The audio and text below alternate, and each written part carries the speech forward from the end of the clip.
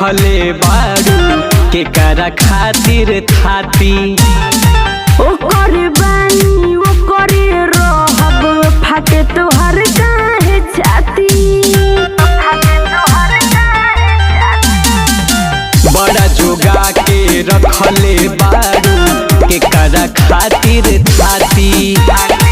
ओकर बानी ओकर रहब फाटे तोहर काहे छाती चालू मिले रात रात कब होई जाई घाट चालू मिले रात रात कब होई जाई घाट बात मानेलू नहीं पटे दादावा के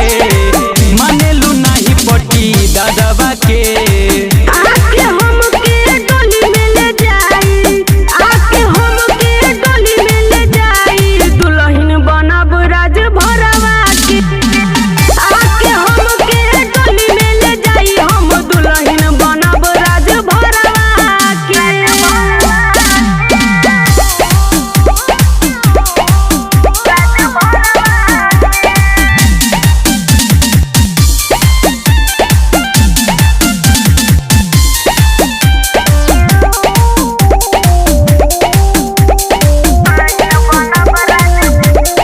सावन राज धर्मेंद्र के आगे बोले लू चौभर चौभर